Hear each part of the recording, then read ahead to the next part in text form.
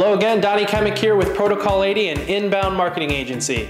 So I've done a video in the past on email marketing automation, and that's gone over well. We also have a guide on our website about setting up email marketing automation with MailChimp, it's pretty popular, and I think because so many folks are trying to stay in front of leads that come through their website without having to manually do something every day or every few days or just once a week to make sure that you're keeping those leads warm at least and working them closer to becoming a sale. So I want to take a look at some data today from a report released by Return Path on a very important aspect of email marketing, subject lines. So this data took into account 9 million subject lines from 2 million of Return Path's subscribers for the months of January and February of 2015. And what they found was probably the most common, we're going to take a look at a few different aspects. Let's start with the length of the subject line.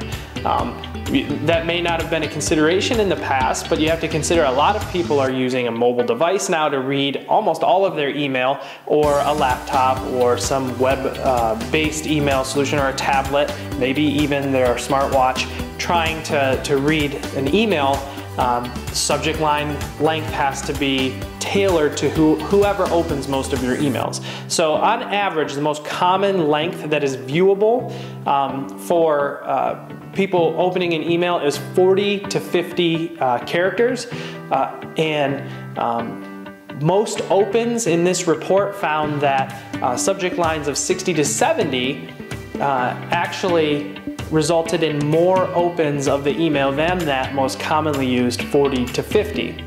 But I'd like to caution you that on a mobile device, the average is between 25 and 30 characters that are actually visible when you view an email in your email list on a mobile device. So what does that mean?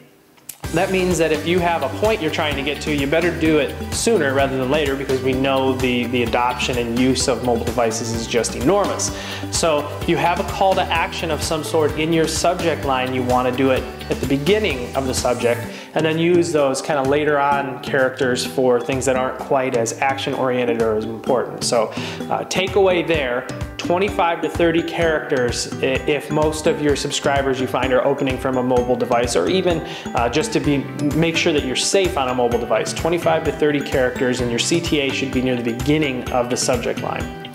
So in this report by Return Path, taking a look at urgency and things, what drives the most opens, the highest read rates came from subject lines that had the word fastest in it. And oddly enough, the word cheapest drove some of the lowest open rates. So you might think, well, everybody wants a deal.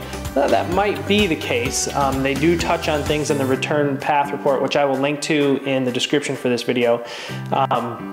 They do touch on some urgency related things like still time left. You've seen that probably in your subject line, or last day for type of subject lines. Those urgency does drive results, but not always, and you'll see kind of more clearly in the data if you take a look at the Return Path report.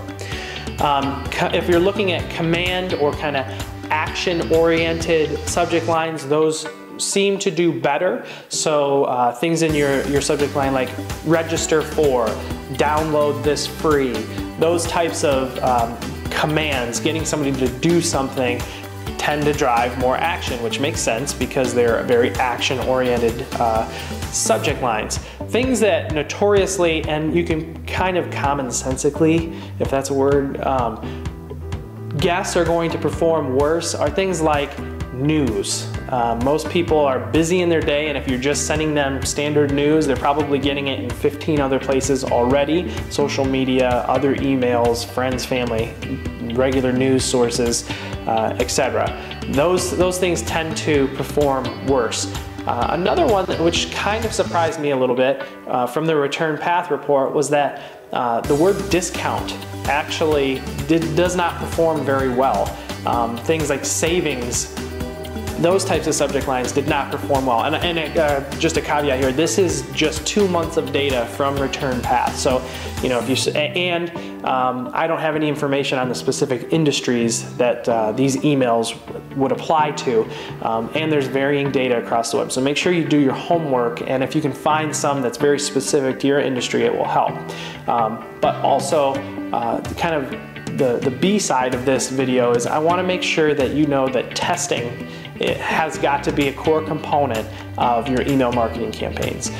Whether you have an inbound marketing agency like us helping you out, or you're doing it on your own, you have to take a look at the data and start doing some testing once you get a decent enough volume to make sure that you're sending emails that are highly deliverable, highly openable, and that you're continuing to improve on your email marketing metrics. So thanks again for watching. Check back next week for another video. Feel free to download the guide that's in the description for email marketing automation through MailChimp, or check out the other video that I have, which is also linked below in the description, for email marketing automation. And we'll see you next time. Good luck with your inbound marketing.